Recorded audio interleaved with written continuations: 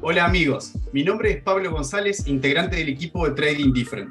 Bienvenidos a la inauguración de este nuevo espacio en donde expondremos algunas ideas y conceptos sobre el mercado cripto. Intentaremos que sea más un estilo de charla de café, algo bien relajado, antes que una entrevista rígida o una presentación de tipo PowerPoint. Pero, al mismo tiempo, y para que no nos vayamos por las ramas, evitando que se haga eterno el video, vamos a servir de guía con algunas interrogantes claves.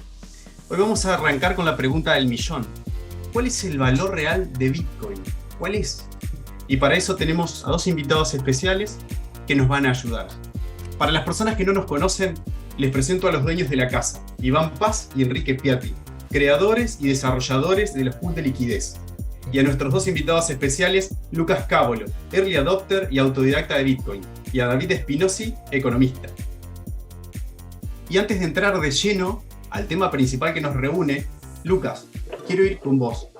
Vos que arrancaste con Bitcoin cuando todavía no tenía la popularidad que tiene hoy. ¿Podrías contarnos un poco cómo surgió eso y qué fue lo que te llevó a invertir con Bitcoin?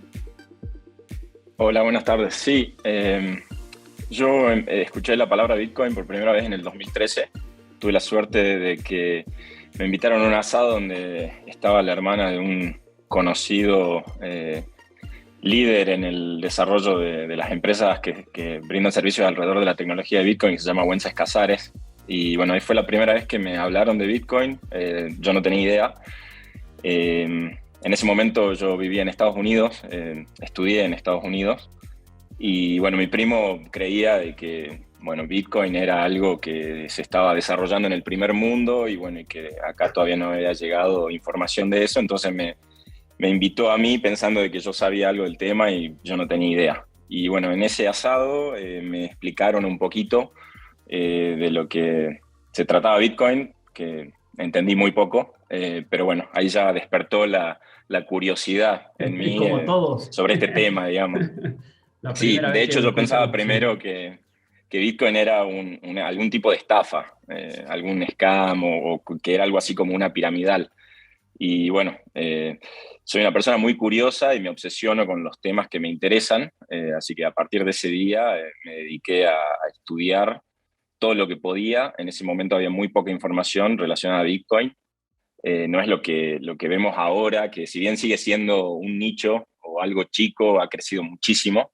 Pero bueno, en ese momento, para que se den una idea, había solamente un exchange, que era el famoso MTGOX, que bueno, que después lo hackean y se funde.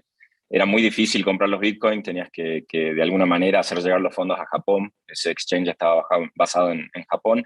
Aquí en Argentina ya habían pioneros desde el 2011. Habían algunos grupos de gente que ya estaba hablando del tema, pero en ese momento había solo una casa de cambio, pero ni siquiera era oficial, se llamaba Digicoins, que bueno, hoy no existe tampoco.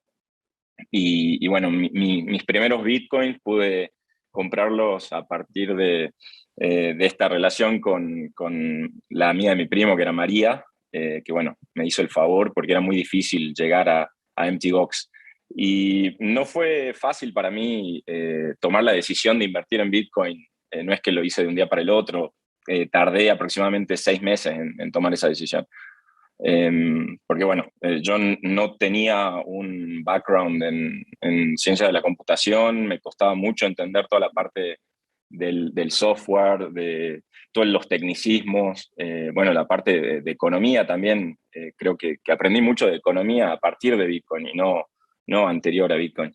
Así que bueno, en el momento que lo entendí, que entendí que no había un punto central de control, que nadie podía manipular la base monetaria, que había una oferta limitada de Bitcoins y que nadie podía hacer nada para cambiar eso, y que bueno, que proponía la descentralización, la resistencia a censura, la apertura, la neutralidad, todos los atributos de valor, que bueno, después seguramente hablamos más de eso más adelante. Bueno, cuando entendí eso, para mí fue una decisión en ese momento fácil, que dije, bueno, esto es lo que se viene, quizás esto sea una revolución del sistema monetario de aquí a 10, 15, 20 años. Así que bueno, ahí tomé la decisión de que mis ahorros quería que estén denominados en Bitcoin y no en ninguna otra cosa. Bien, ahora vamos con David. David, vos además de ser economista, trabajaste en el sector bancario. ¿Cómo llegaste y qué te trajo a Bitcoin viniendo casi prácticamente de la competencia? Quizás eso, conocer un poquito la competencia. A ver, yo conozco Bitcoin gracias a Lucas, así que un poco le debo, en realidad no, gracias a Lucas, gracias a Fer, pero Lucas fue el que por ahí me metió más la semillita de meterme mucho más en Bitcoin cuando empezamos a debatir cuestiones filosóficas. Yo, al igual que Lucas, pensaba en Bitcoin como lo pensaba desde el lado justamente de la economía tradicional, un activo financiero no regulado. Entendía que eran mercados no regulados y que eso iba a traer muchos problemas y como que le daba mucha desconfianza, me generaba mucha desconfianza. La verdad que por más que Luca dice que la parte difícil era la parte de economía, porque costaba un poco entender toda la parte de economía, para mí la de ciencia de la computación, entender el background tecnológico de Bitcoin fue por ahí lo más complejo que me tocó interpretar, y que hasta el día de hoy hay algunas cosas que, por más de que los chicos dicen que me gusta meterme en el barro, todavía, digamos, es como que cuesta un poco entenderlo en su complejidad entero.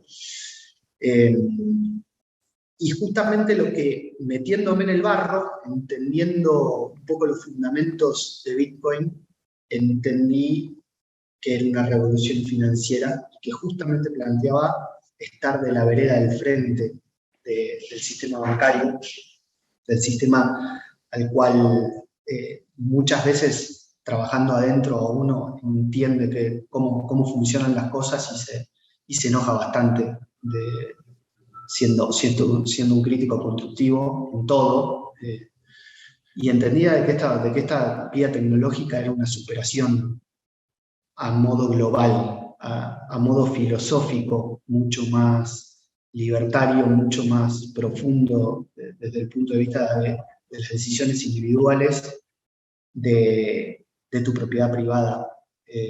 Y un sistema autorregulado entre pares que me parecía extremadamente justo, y creo que una alternativa muy superadora a tener una autoridad de control que regule el bienestar o el beneficio de cada uno de los individuos. El sistema, o sea, tal cual está planteado hoy el sistema financiero, es muy desigual, no le permite acceso a la gente, a todas las personas. Genera muchas distorsiones también.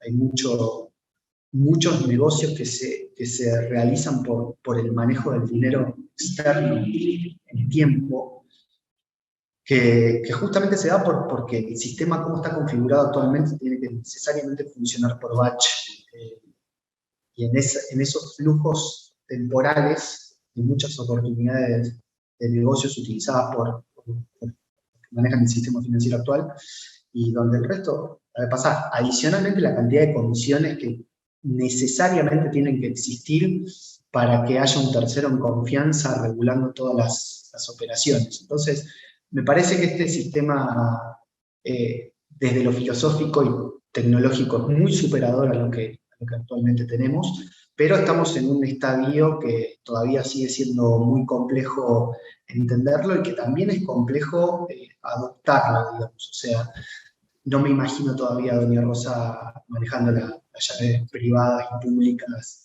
y entendiendo todo lo que o sea, cómo funciona el sistema. De hecho, las veces que me ha tocado explicarlo, uno trata de ser lo más simple posible, pero termina medio enredado en los conceptos técnicos y no logra transmitir por ahí lo que a uno le genera entusiasmo, porque justamente cuando lo logras entender, decís, wow, qué brillante que con criptografía, una forma de estructurar una base de datos se pueda lograr un sistema distribuido entre pares. Bien. Buenísimo. La comunidad generalmente hace consultas y es una pregunta recurrente siempre, de forma grupal o de forma individual, preguntarse cuál es la propuesta de valor de Bitcoin y cuáles son los problemas que resuelve o en qué mejoraría la sociedad. Sí, tal cual. Esa es una pregunta que a mí me gusta siempre hacerme cuando trato de entender algo. Digo, bueno, ¿esto para qué sirve, no? ¿Para qué está resolviendo? ¿Por qué se inventa? ¿De qué va a servir al final? Así que bueno, yo tengo un poco mi visión. De paso aprovecho, digo, a decir que bueno, yo trataré de hacer un poco de abogado del diablo, ya que si somos todos maximalistas de Bitcoin, ¿viste? No va a haber un poco esa riña al debate que puede hacerlo más objetivo y más interesante. Así que voy a tratar de inclinar de vez en cuando algo, tirar algo negativo, algo para que salga un poco ahí lo más interesante. Para mí lo que resuelve Bitcoin, si lo tengo que pensar como problemas, digo, bueno, me imagino, o podemos reflexionar, ¿no? Y pensar, decimos, bueno, si nosotros hoy en día queremos guardar dinero, ¿cómo haríamos? Si bueno, lo podés guardar en tu casa, qué sé yo, lo ponés bajo un colchón, una caja fuerte y listo, ahí queda guardado. Pero eso, además de ser inseguro, es muy ineficiente. O sea, cada vez que tenés que salir a la calle tendrías que salir con un montón de plata encima, porque si tenés que comprarla tenés que tener. Los bancos con el dinero digital resuelven esto. Hoy salís con una tarjeta de crédito, débito, y ya está, tenés la plata ahí, sabés que está guardada en un lugar, o sea, están resolviendo un problema. Y Bitcoin resuelve también esto, pero de otra forma, sin depender de una empresa. Ofrece con la tecnología de blockchain, permite que vos guardes un dinero, que en este caso son Bitcoin, sin necesidad de tener una entidad como un banco que te lo cuida, al que le tenés que pagar, y además es tuyo siempre, no te lo puede sacar absolutamente nadie, y también te lo permite usar en cualquier lado. Otro problema que hay es con el envío de dinero. Hoy en día, si tenés que pagar a alguien que tenés físicamente, nada, le das el billete mano a mano y listo, no hay intermediario, no pasa nada, pero si tenés que enviar dinero a otra persona que no está físicamente, a otro país, donde sea, hoy en día no hay otra forma que no sea a través de un intermediario. Tiene que haber un banco que te haga todo ese trámite. Eso además tiene sus costos y suele ser lento. Además el banco puede no permitírtelo, puedes no tener acceso a esa cuenta bancaria. Digamos, hay un conflicto, hay un problema que hoy tenemos hoy en día con el envío de dinero. Y Bitcoin también resuelve esto. Con la tecnología, digamos, Bitcoin permite que sin intermediarios uno le puede enviar a cualquier otra persona que tiene una cuenta, una billetera en Bitcoin, enviárselo, nadie te lo puede frenar, ningún gobierno, pueden hacerlo ilegal y uno tendrá una multa, lo que sea, pero no, es imparable, digamos, eso, no depende de nadie. Así que eso es otra propuesta de valor por ahí que tiene, que otro problema que resuelve. Y el último problema, creo que uno podría decir, bueno, supongamos que a mí no me molesta guardarle el dinero en mi casa, si yo quiero ser independiente, no quiero depender de ninguna empresa, lo guardo en mi casa y también no envío nunca dinero al exterior, ni nada, ni hago envíos a larga distancia, me manejo bien. Pero aún así hay otro problema, que es el que sufre mucha gente, que es guardando el dinero igual pierde valor ese dinero, porque la inflación existe en todas las monedas, de hecho se programa un poco para que exista un poco de inflación, para incentivar la economía y demás.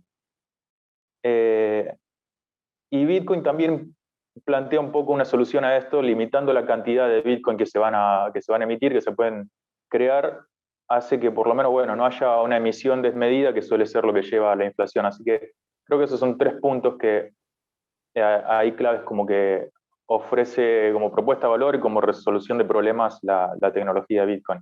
Después está un poco la duda que queda de si estos problemas son realmente problemas que se necesitan resolver o no, o el mundo está funcionando bien así, no son problemas necesarios, ni que están frenando el mundo, ni que son... o hay que ver también si no es Bitcoin no está ofreciendo una solución que genera otros problemas también después. Eso es como para charlarlo. Ahí, no sé, ¿ustedes cómo lo ven? Yo creo que a todos nos pasa que cuando nos preguntan acerca del verdadero valor de Bitcoin o el potencial que tiene, naturalmente solemos referirnos a las características, ¿no? O sea, ¿cuáles son las características o qué tipo de problemas puede llegar a resolver Bitcoin en cuanto a, bueno, esto de poder hacer transacciones sin intermediarios desde cualquier parte del mundo, algo como reserva de valor, protegerse de la inflación, un sistema completamente descentralizado que no depende de un ente centralizado, alguien específico, no sé, privacidad absoluta en cuanto al manejo de fondos. Y hay toda esa serie de características que es deflacionario, que hay una cantidad limitantes BTC, etcétera, etcétera. Pero a mí me gusta siempre pensar con respecto al valor de Bitcoin, cuál es el verdadero uso que se le está dando hoy en día, porque puede resolver muchas de esas cosas, pero realmente la gente que hoy piensa en Bitcoin o usa Bitcoin, ¿lo utiliza con esos fines? ¿Qué tanto? ¿No? Por ejemplo, ¿no? O sea, podemos decir, bueno, se puede utilizar tranquilamente como medio de pago, pero sabemos que tiene una limitante con respecto a esa volatilidad agresiva del precio para poder utilizarse concretamente como medio de pago. Y por ahí tal vez resuelven mejor esa necesidad las stablecoins.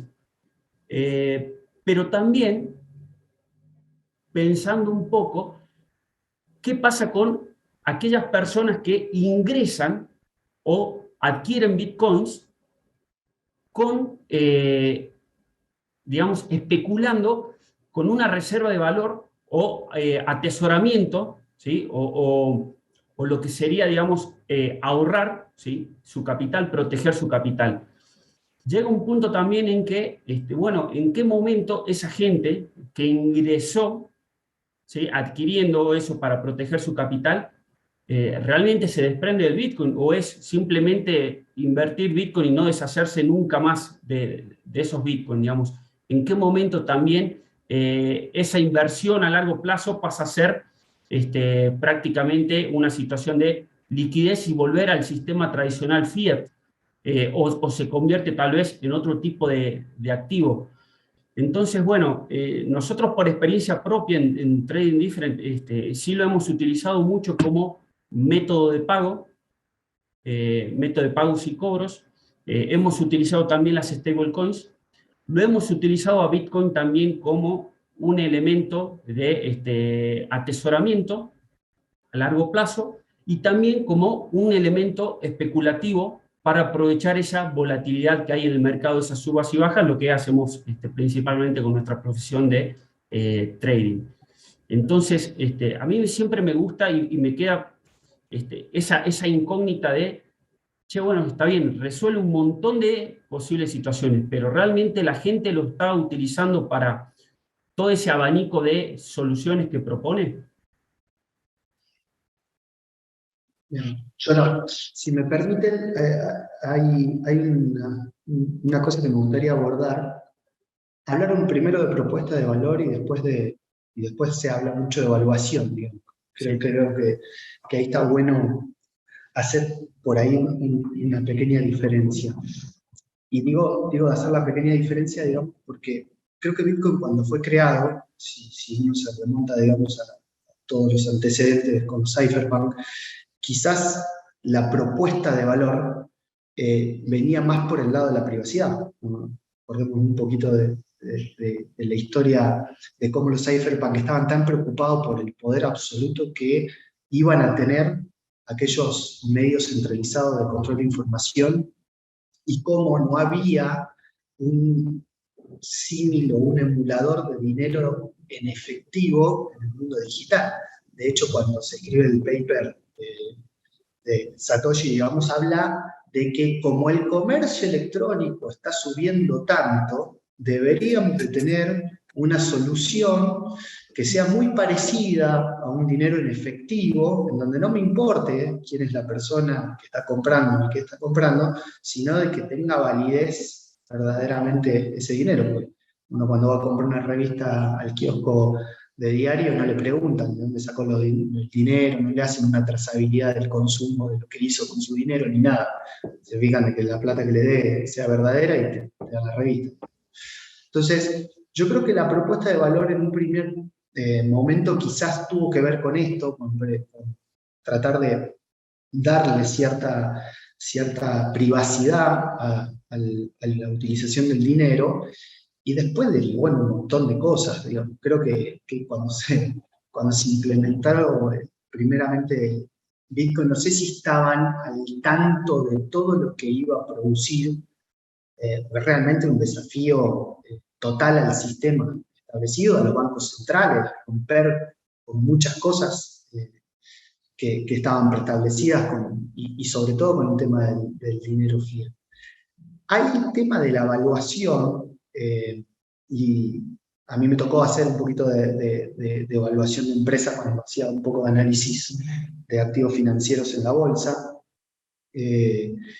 Justamente creo que esto, o sea, cómo abordás la evaluación de Bitcoin pensando en todos los usos que puede llegar a tener, digamos, y cuánto vale muchas veces, nunca tira la frase de cuánto sale dinero digital e inmediato, globalizado, sí, totalmente desmaterializado.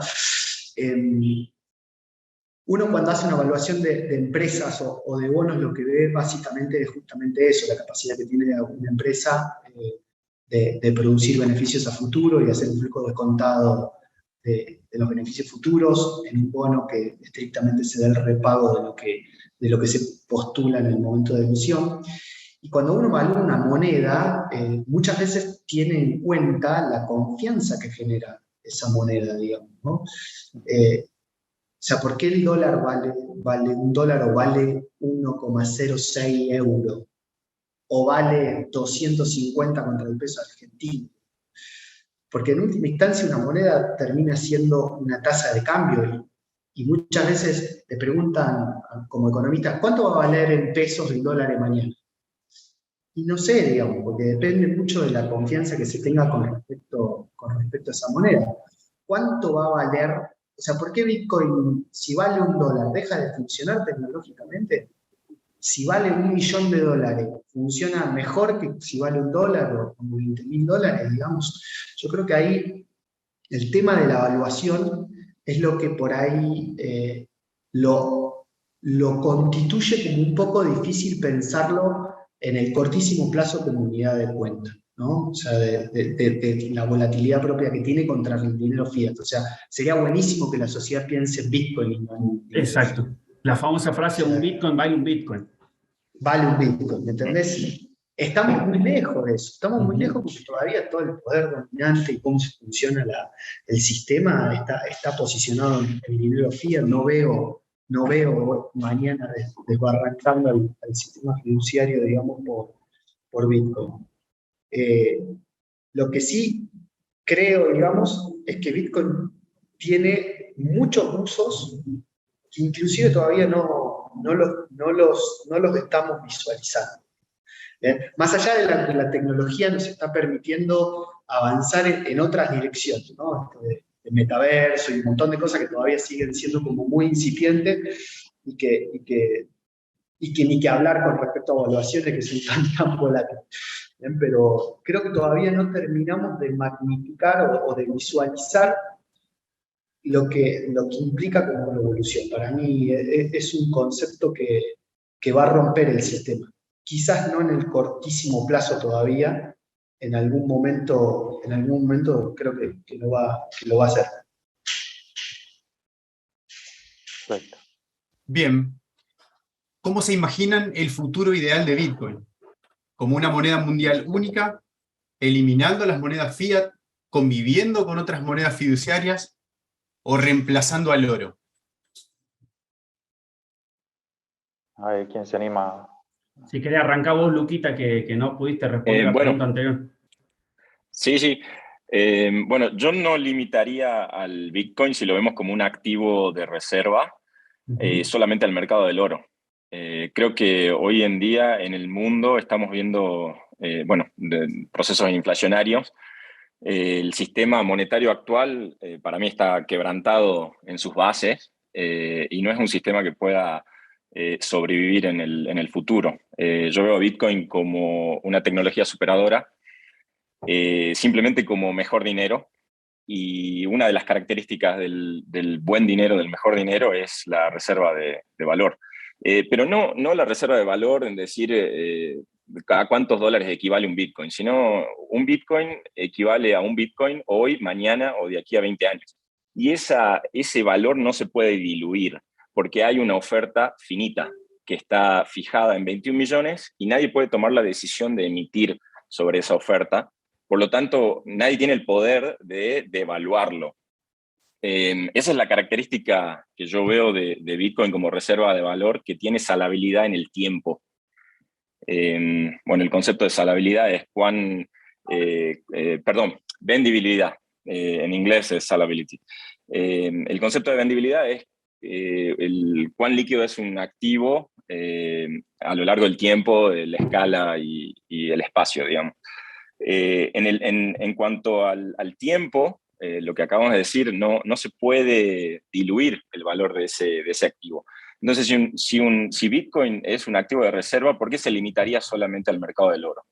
Hoy en día todas las personas están utilizando otros activos que no necesariamente son el oro, por ejemplo, las propiedades, el mercado inmobiliario.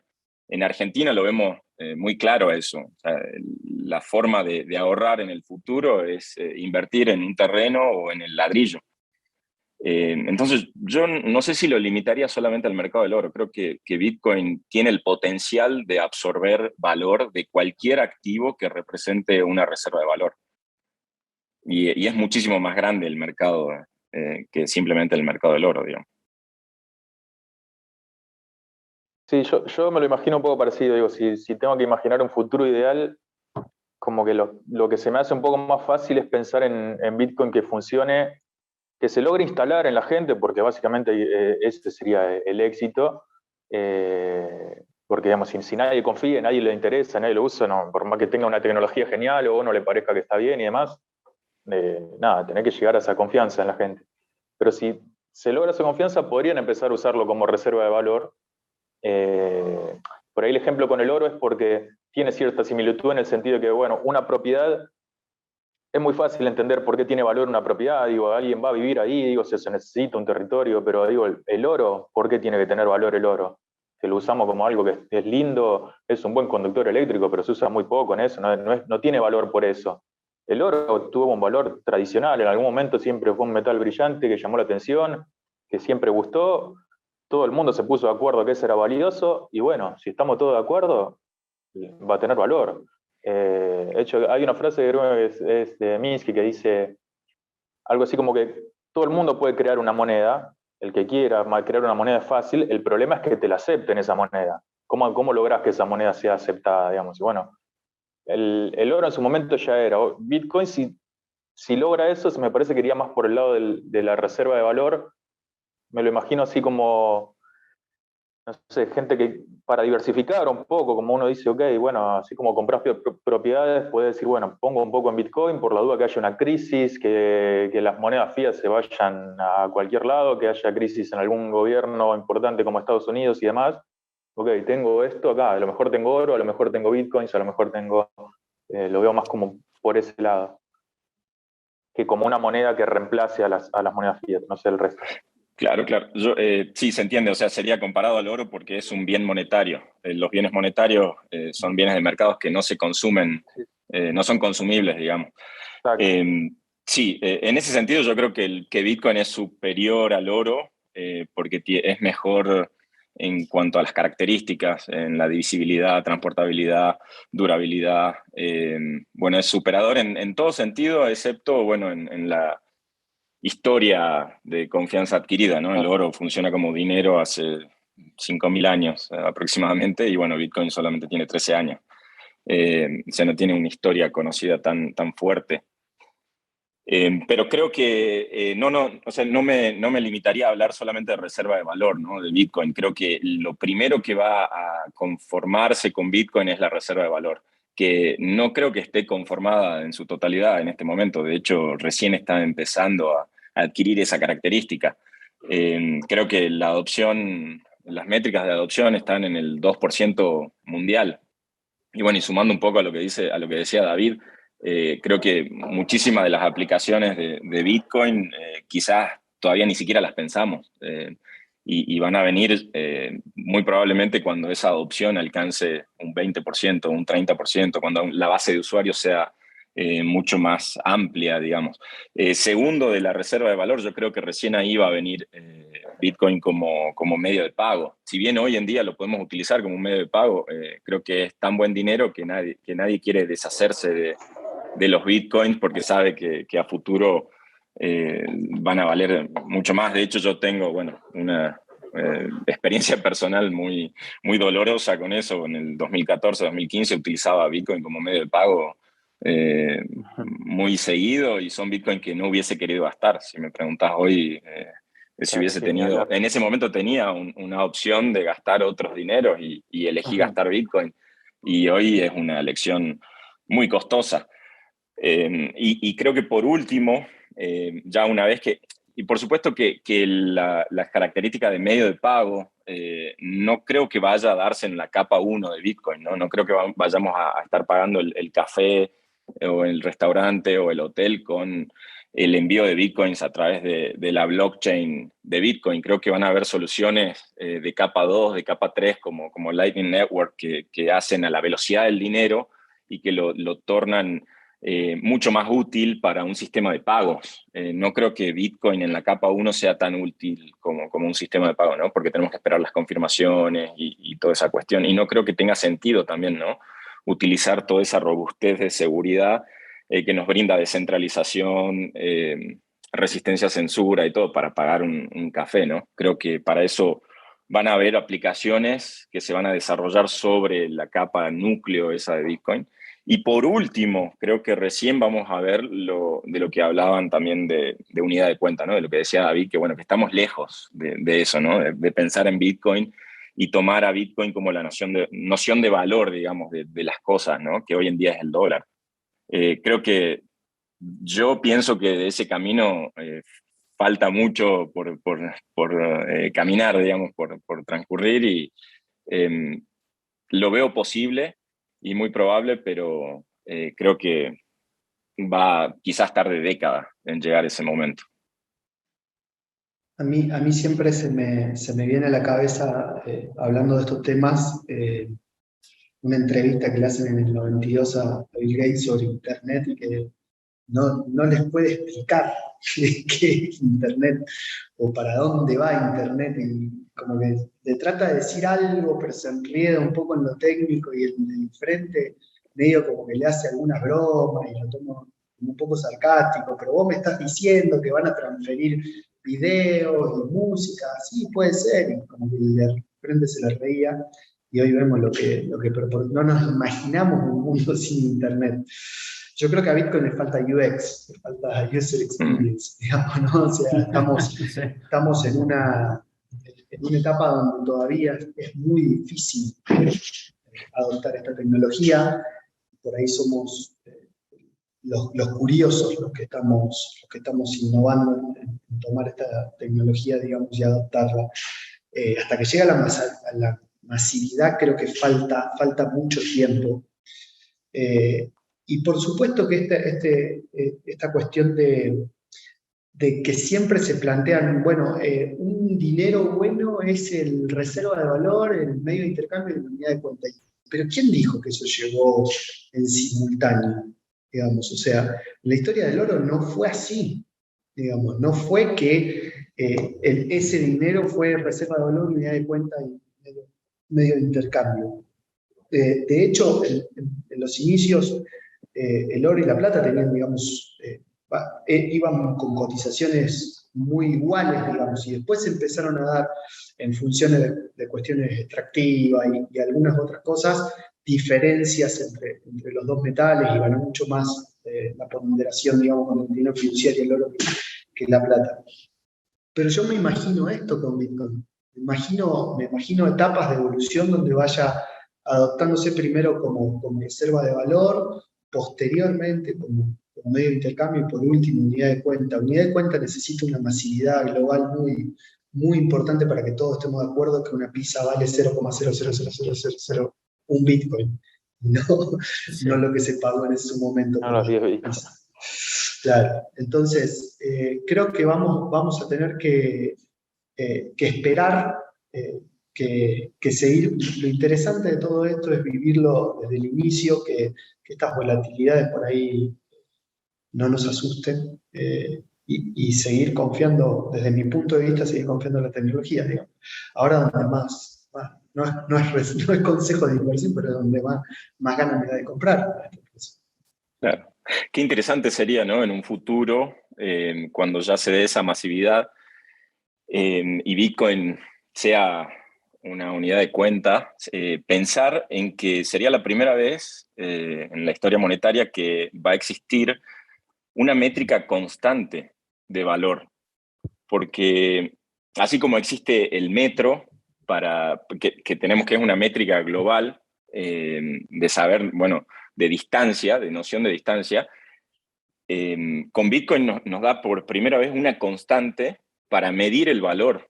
O sea, podríamos decir todos los bienes y servicios que se producen en el mundo dividido 21 millones, porque sabemos que esa es una métrica que no se modifica y que es finita. Y no podemos hacer lo mismo con las monedas fiduciarias, porque nadie sabe cuál es el circulante del dólar o del peso. Y por más que sepamos un estimativo hoy, mañana pueden incrementar el techo de esa deuda, pueden emitir más. Entonces, o sea, como hay emisión infinita, digamos, no tenemos una métrica constante de valor. Y sería un mundo muy interesante de plantearlo o de pensarlo, de decir, bueno, la producción total de bananas en el mundo es tanto dividido 21 millones, porque es la unidad monetaria que está aceptada globalmente, ¿no? ¿Cómo sería un mundo así? Sería la pregunta. Yo les pregunto a ustedes cómo se lo imaginan, digamos.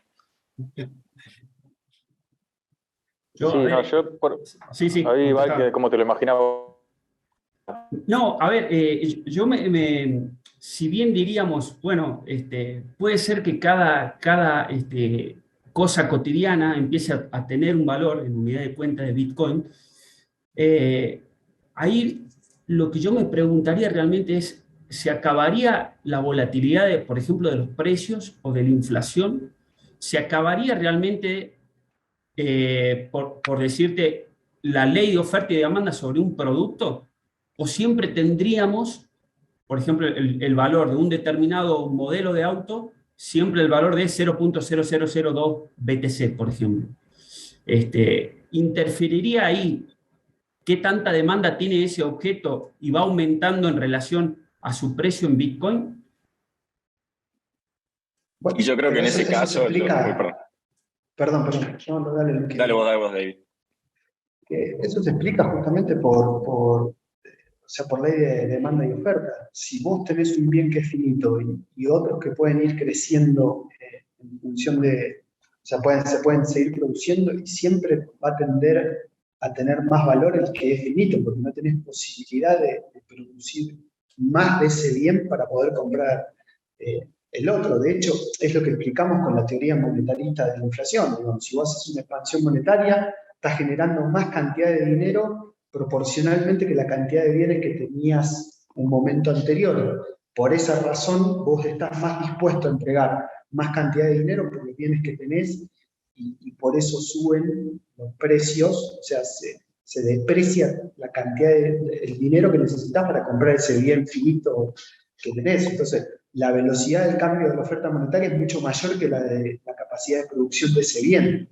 Y es lo que terminas explicando. En este caso, si hay una relación finita, necesariamente en algún momento del tiempo vas a tener más productos o bienes con respecto a esa cantidad finita, digamos, ¿no? O sea, yo creo que ahí se explica por ese lado, digamos.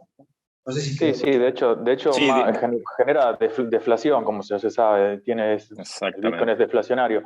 El tema sería... Pero ustedes, por ejemplo, no sé, vos, David o Lucas, ¿se lo imaginan a Bitcoin entonces como por ahí reemplazando todas las monedas, incluso como diciendo, bueno, hay una moneda mundial ahora y solamente se usa Bitcoin y todos los países usan Bitcoin y nadie más imprime dinero, ni en ningún país ni nada? ¿O eso es como una utopía imposible y no hay? Yo creo que es un escenario muy poco probable ese, porque, a ver, si bien hay una competencia y el mejor dinero se lleva a la victoria, digamos, creo que si existen alternativas voluntarias, no nos olvidemos que para que exista un mercado tienen que haber dos participantes. No creo que vaya a existir una globalidad impuesta de una sola moneda, y creo que en el mercado es mucho más natural que sean emergentes todo tipo de propuestas. Quizás tokens que sean más útiles para X caso, y que prefiera utilizar ese token y no Bitcoin. creo que Bitcoin sí va a capitalizar todo y va a ser como el rey, digamos, o como el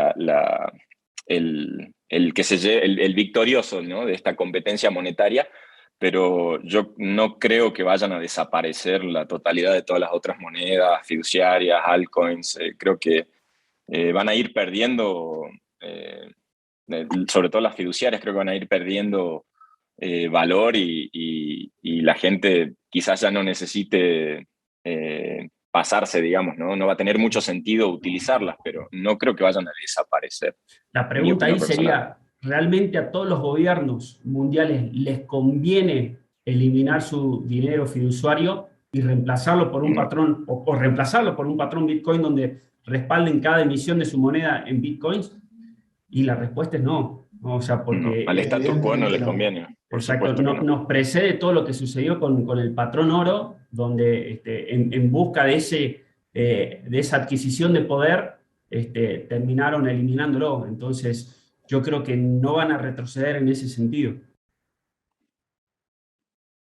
Sí, sería genial, pero no veo soltando la manija del poder. Vos acordate que muchas de las expansiones de gasto público, desde militares, lo que sea, siempre se terminaron haciendo, digamos, con expansiones monetarias. Digamos. De hecho, por eso la Segunda Guerra duró. Con emisión de deuda, exacto.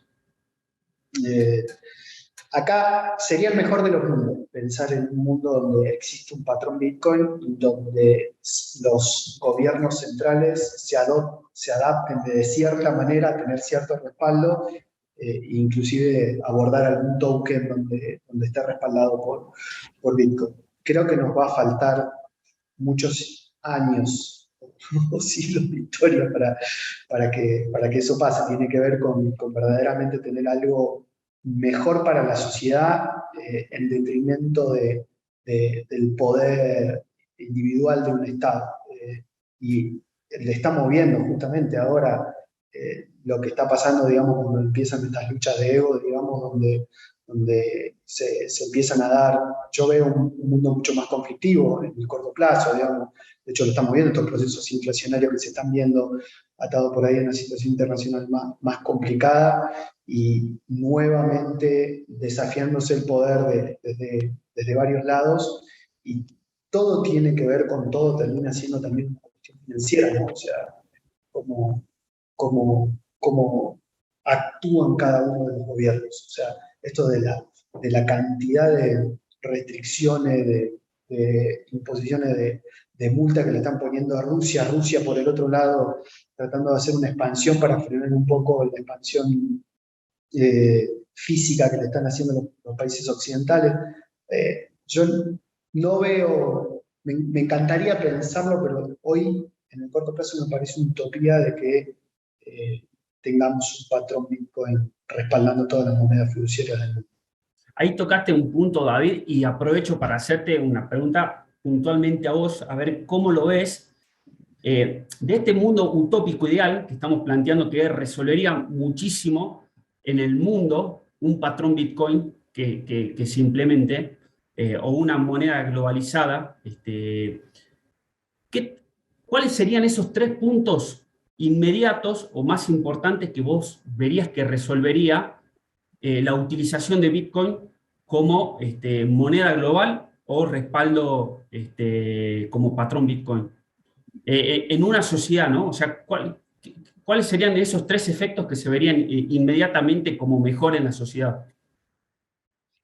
Yo creo que lo bueno, o sea, lo principal que te daría Bitcoin es ponderaría mucho más tus libertades individuales. ¿Por qué digo esto? Digamos, o sea, fíjate, Rusia entró en default porque no, según ellos, tenían la plata para pagar, pero no le permitieron, en función de las restricciones que le pusieron, girar el dinero. ¿Bien? Yo en Argentina soy importador. Hoy, el domingo, me sacaron una normativa, digamos, de que también tengo algún inconveniente, digamos, si quiero superar determinado monto de pago de importación al exterior. O sea, lo que veo es que un sistema regido por Bitcoin te da la libertad de que vos hagas lo que vos quieras, digamos, con el dinero, sin que eso te implique de que te puedan limitar, de que te puedan censurar, de que puedan decir no podés utilizar tu dinero que te lo ganaste con el esfuerzo de tu trabajo. Entonces, yo creo que ahí, en años de paz y con buen intercambio, siempre el mundo creció. Digamos, si vos tenés un plano monetario donde tenés libre acceso y donde podés hacer transacciones sin que nadie te frene, y suponiendo, digamos, de que pueden intercambiarse las mercaderías, digamos, entre el mundo, yo creo que iríamos hacia una sociedad mucho mejor, mucho más globalizada, donde el que tiene ventaja comparativa o ventaja competitiva para producir determinado bien lo puede vender a otra parte del mundo sin la necesidad de los intermediarios, y donde no le están diciendo, bueno, vos cobras a divisa, pero si vas para el otro lado lo intercambias en blue. No, un Bitcoin es un Bitcoin. Chao, no hay otro tipo de cambio, digamos, contra Bitcoin. O sea, eso mejoraría muchísimo el comercio internacional, mejoraría mucho la capacidad, o sea, tu mercado es el mundo, y automáticamente obtenés el esfuerzo los beneficios de tu esfuerzo en la moneda que no te la pueden bloquear, que no te pueden hacer otro tipo de cambio. Entonces eso sería, desde mi punto de vista, una gran ventaja de si en ese mundo utópico existiera una moneda global como Bitcoin ya totalmente adoptada. Y para el que no utiliza, por ejemplo, el comercio internacional, no sé, el pequeño empresario, el que está detrás del mostrador, el que es profesor, el que es médico, ¿cómo ves, digamos, una mejora, digamos, para ese segmento de la sociedad? Exactamente igual, porque justamente al tener la misma unidad de cuenta, digamos, donde vos podés intercambiar todos los bienes con respecto a esa moneda no pierde valor si vos estás comercializando bienes y servicios localmente. Automáticamente la referencia es única, y no que tenés pesos argentinos para los productos locales, dólares para los internacionales. Entonces, todo se termina dando por valuación, justamente, lo que estamos tratando de discutir, valuación de cuánto es la utilidad marginal de recibir o un producto o un servicio, independientemente de dónde se esté produciendo, porque la unidad de cuenta es global. ¿Bien? O sea, la unidad de evaluación de esos bienes termina siendo con la misma moneda que intercambiamos todos nuestros productos y todos nuestros servicios. Entonces ya no es que vendés un producto, el que programa en Argentina cobra 10 veces menos que el que programa en Estados Unidos. O sea, ahí es como que se empezaría a todo a evaluar a la se misma equipara, digamos, la valoración de ese servicio o producto a nivel mundial, y por otro lado resolver también el tema de esa inflación y esa incertidumbre constante para el pequeño empresario que está toda la semana actualizando los precios, por ejemplo, y volviéndose loco. Claro, y siguiendo con la línea que menciona David recién, que un mundo donde el comercio sea libre sería un mundo muchísimo mejor. No nos olvidemos también que Bitcoin es inclusión financiera, ¿no? Que, bueno, se habló un poco inicialmente de cómo dependemos de los que manejan el sistema monetario, los bancos, los estados. No nos olvidemos que en un mundo de 8.000 millones de personas, aproximadamente solamente 1.000 millones tienen privilegios bancarios donde pueden tener una cuenta irrestrictiva y pueden mover dinero donde quieren, y pueden tener otra cuenta, en 24 horas pueden estar invirtiendo en la bolsa de New York o de Tokio, que sería, bueno, el primer mundo, ¿no? Pero eso es un privilegio y no es la mayoría del mundo. La mayoría del mundo está subbancarizada o directamente no está bancarizada. Y Bitcoin les permite que con una conexión a Internet simplemente bajen un software, una wallet, y con esa wallet ya pueden enviar y recibir y ya pueden participar de una economía global. Eso me parece que también es muy importante tenerlo en cuenta, ¿no? La inclusión financiera que te brinda, y no tenés que pedirle permiso a nadie y no dependés de que si te dicen sí, acá podés pagar o acá no, o a ver a dónde estás mandando vos, no, nada. O sea, vos podés enviar y recibir cuando quieras, donde quieras, como quieras. Y vos sos un productor en el medio de la nada, no sé, producís café y querés venderle a otro que quiere comprar tu bien, que está no sé, en Europa o en Argentina o en cualquier otro lugar, y que no exista esa restricción y que pueda comerciar libremente y que no esté limitado también por un instrumento monetario o una cuenta bancaria, porque mucha gente ni siquiera tiene una cuenta bancaria y eso es muy limitante. Bueno, ahí tocaste un punto muy, que me hizo acordar, en algún momento lo hemos charlado, Lucas, esto de, bueno, ¿cuál es el verdadero valor de Bitcoin? Y muchas veces el verdadero valor de Bitcoin se lo da cada persona, ¿no? O sea, lo hemos Totalmente. visto. Y va a depender de cuál es tu necesidad. Si tu necesidad es utilizarlo como medio de pago, tener una alternativa de inversión, querer protegerte de la inflación, querer, no sé, vos lo planteabas muy bien con un caso, no sé si lo querés contar, de un amigo tuyo en Suiza. Ah, sí, es un amigo con el cual, bueno, justamente ayer estábamos hablando de esto que habló David, ¿no? De valuación, porque ayer me mandó un audio, me preguntaba, che, bueno, yo quiero ver si compro Bitcoin, pero bueno, quiero saber qué métricas tomo para hacer la evaluación de Bitcoin. Eh, yo le explicaba, le decía, no, bueno, Bitcoin no puedes hacer una evaluación tradicional como si fuera una empresa, porque primero que no es una empresa, no tenés flujos de fondos, no tenés un balance con activos dentro de la Sí, empresa, no hay un sí. presidente, no hay nadie. Pero bueno, la charla esa inicial fue que él, o sea, le costaba entender, ¿no? La propuesta de valor de Bitcoin en cuanto a un sistema que nos permita mover libremente nuestra plata y bueno, y que también no pueda ser devaluado, porque, bueno, él tiene una cuenta bancaria en Suiza y con esa cuenta hace lo que quiere. Tienen un gobierno que es de lo más estable en los últimos 100 años, prácticamente, o sea, si bien sí tienen inflación, porque eso es algo inherente a la moneda fiduciaria, es de lo más estable, creo que se observa en el mundo. Y bueno, corrupción prácticamente no existe, ¿no? En Suiza. Entonces él me decía, bueno, pero si yo no tengo inflación, si yo puedo mover mi plata, puedo hacer una transferencia a quien yo quiera y si puedo invertir en la bolsa y puedo hacer todo, entonces ¿de qué me sirve Bitcoin? Y yo le di la razón, le dije, probablemente no te sirve de nada a Sí, vos, claro. pero vos sos el 0,0001% del mundo.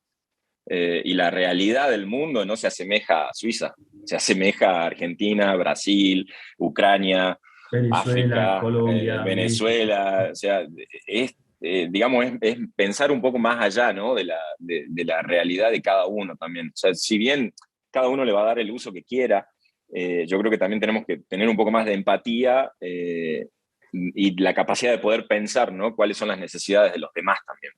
Y para poder tener una visión más englobada, ¿no? Y no solamente ver una partecita chiquita.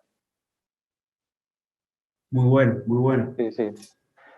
Bueno, ahí puede ser entonces que haya como una visión, veo que utópicamente está como la idea de que, ok, Bitcoin como una moneda ahí que domine todo, que se use en todos lados, en todo el mundo, que sea aceptada por todos, y medio que bajándole bastante poder a las fiduciarias o hasta borrándolas, si entendí bien. Puede incluso que, si uno tiene que pensar a ver cómo podría llegarse a formar eso, a lo mejor sea a través justamente de los países más emergentes que ya vienen sufriendo con su moneda local, ya no confían en las monedas de su propio país. Por ahí una persona en Estados Unidos dice, no, yo no quiero que el dólar se caiga, no me lo vengan a reemplazar, tengo la moneda más fuerte del mundo, ¿por qué voy a perder eso?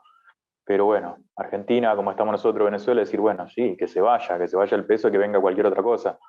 A lo mejor, bueno, ahí tenés El Salvador, ¿no? Que la está como adoptando como una moneda y a lo mejor esa sea una forma en la que se vaya metiendo hacia ese futuro.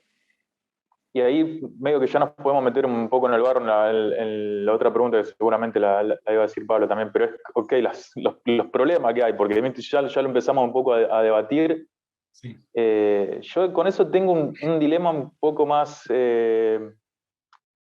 a nivel económico, a lo mejor a ver, David me puede ayudar con eso, porque decimos, ok, el Bitcoin te da esta independencia de que puedes manejar tu dinero, acceso y la transparencia y demás, pero no tendría también problemas, porque digo, imaginemos este Bitcoin, ¿no?, de 21 millones que no se pueden crear más. ¿Qué hubiese pasado en la pandemia, por ejemplo? Que uno critica ahora, decir, bueno, todo lo que se imprimió muchísimo, pero ¿y si no se imprimía no era peor? Porque la gente no se imprime muchas veces. En algunos países como Argentina y demás se imprime de forma desmedida, descontrolada y sin Viciosa. responsabilidad. Sí. Pero en general esa impresión no va a fomentar un crecimiento de la economía y muchas veces no viene. De hecho, cuando se habla de que el patrón de oro se dejó, fue justamente porque no permitía esta flexibilidad en la economía que la necesitaban sí o sí en épocas muy complicadas. Por ejemplo, la primera fue en la Primera Guerra Mundial, que fue clave. Decir, ok, estás en medio de una guerra mundial y si tenés una moneda como Bitcoin, que tenés, nada, los Bitcoin que tenés y punto, no tenés un gravísimo problema, entonces, que no podés darle pelea a esa guerra donde te metiste en una guerra mundial, y la solución fue, ok, bueno, basta de patrón oro, tenemos que salir a imprimir para pagar esta guerra como sea, y después la arreglamos, después vemos cómo arreglamos, pero ahora tenemos este gran problema. ¿No pasa un poco parecido con, bueno, pasó con la Segunda Guerra Mundial también, digo, ahora con la pandemia no es un poco también así, poder tener esta flexibilidad de decir, bueno, esto fue un momento que nada, nos tocó, super mega crisis, hay que salir de la pandemia, de la cuarentena, nos toca imprimir, después vemos cómo lo arreglamos, pero si no tenés esa flexibilidad, ¿no es peor incluso? Un salvavidas. Ese es el planteo que siempre existe, digamos, en la defensa de los bancos centrales locales, digamos, porque muchas veces con las posturas estas de la dolarización, por ejemplo, para la economía argentina, vos perderías totalmente tu política monetaria, cuando tu política monetaria justamente a la hora de imprimir o manejar o sea, la cantidad de dinero, la tasa de interés, tenés influencia evidentemente sobre la economía real. Existen un montón de formas, digamos, de políticas monetarias expansivas. No lo voy a decir así, digamos, como política monetaria expansiva. Yo traería un caso que no es muy agradable, digamos, de que ver con una parte muy oscura de la historia, que tiene que ver con los primeros años del gobierno nacional socialista, pero en la Alemania del 30, posterior a la hiperinflación, la hiperinflación que se conocía, Alemania venía muy golpeada porque había perdido la primera, no tenía crédito internacional, no tenía reserva porque se había gastado todo, y tenía una economía en hiperinflación, digamos, con lo cual tampoco podía hacer expansiones monetarias arbitrales para financiar el gasto público. ¿Y cómo salís de esa, digamos, ¿no? O sea, cómo lográs expandir la economía cuando no tenías cómo expandirla, porque de donde tocaba, o sea, pedita no te daba. Si emitía, ya tenía hiperinflación. Era un problemón. O sea, no tenías endeudamiento, no tenías nada, reserva tampoco tenías, digamos, no tenías nada. Y se creó todo un mecanismo de bonos que vendrían a ser como una especie de pseudomoneda en ese momento, respaldado por, vendría a ser horas hombre, básicamente, ¿no? Se llamaban bonos MEF. Y era un sistema que te daban el dinero, bueno, podías cambiar después por el dinero circulante, una vez que se lograba el certificado de obra que te habían dado, digamos, para darte esos bonos. O sea, vos te daban el bono, vos lo usabas como cuasi moneda, en ese momento construías lo que tenías que hacer y cuando lograbas eso, cambiabas esos bonos por el dinero fiduciario, entonces tenía como cierto respaldo desde este lado. Yo creo que siempre está la alternativa de encontrar algún sistema que ayude a tener estas mitigaciones, digamos, en cuanto a situaciones extremas. Primera guerra, segunda, el caso de la pandemia, digamos. O sea, vos podés tener un token intercambiado por alguna otra cosa que también esté respaldado por cierta cosa que tenga valor, y que después pueda ser intercambiado, por ejemplo, con respecto a Bitcoin, para pasar una etapa, digamos, de extrema urgencia, claro, de algo que está totalmente fuera de lo que tenías planeado.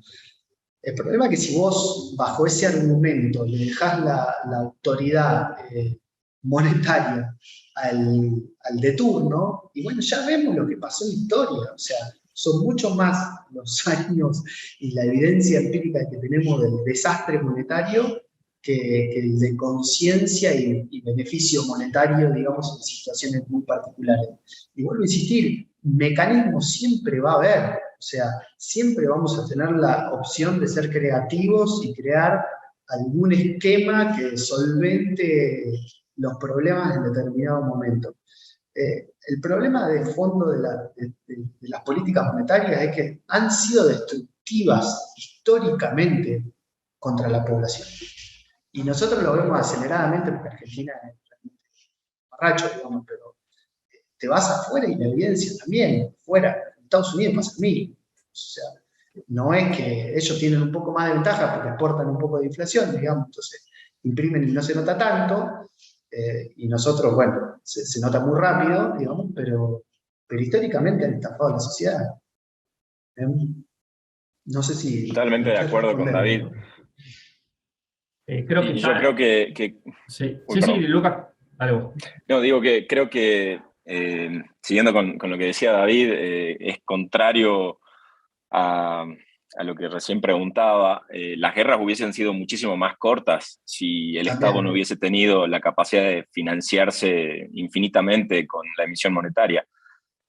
Sin mencionar que eso también es un robo a toda la población, ¿no? Porque cuando se obliga a una población a utilizar una moneda local, nacional, por ley, si yo tengo ahorros en esa moneda y el Estado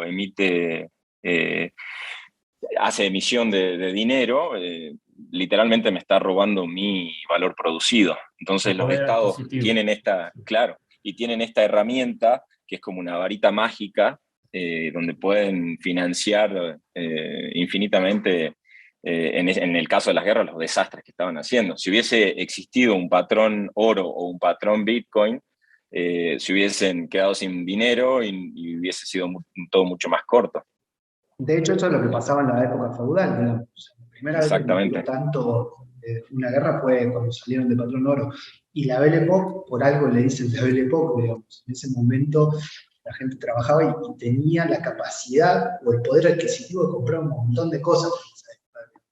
En años de paz, con mucho intercambio, con mucha innovación, la gente produciendo y los gobiernos un poquito al costado sin molestar. Exactamente. Sí, es un poco... Sí, perdón, ¿no? Para no irme un poco, que no se vaya el tema, que David mencionó ahí un evento muy importante, lo que fue el inicio prácticamente de la Segunda Guerra Mundial, o sea, el fortalecimiento nuevamente de esa Alemania nazi, que fue a través de, no me acuerdo si ese ministro de Economía era belga, David, no sé, corregime, el creador de los bonos MEFO. Sherman Shaw.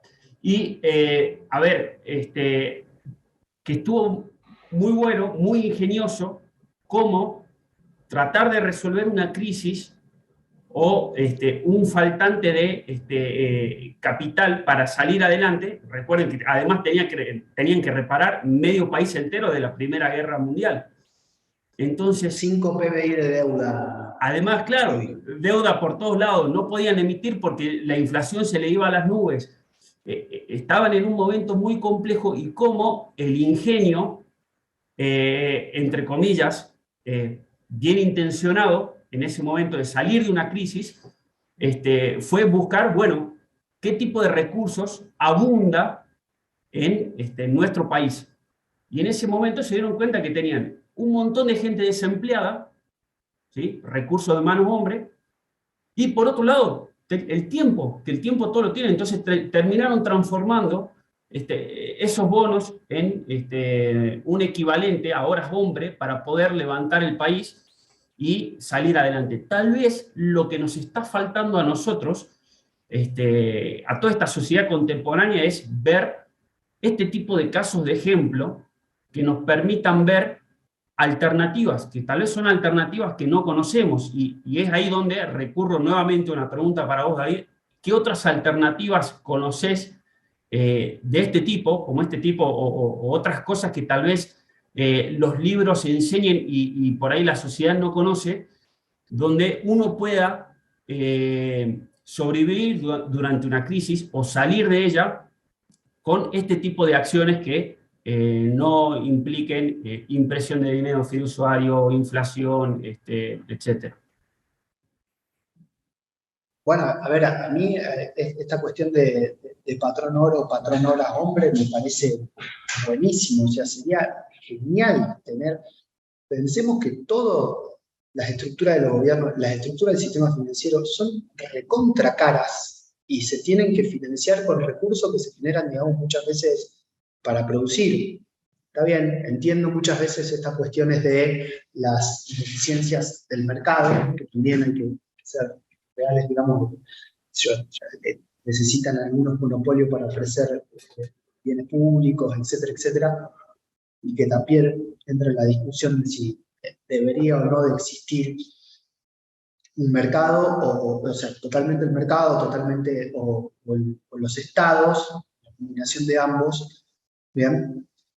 Pero sería muy bueno, ya que estamos pensando en utopía, muy bueno que la sociedad se dedique a producir únicamente y que el resto, o sea, que nadie esté pensando en hacer el mal, que todos obtuvieran recursos tipo Bitcoin, una moneda única, por el pago de que lo que hace tiene una utilidad marginal para otro y es consumido por otro, digamos, sería el mejor de los mundos, ¿bien?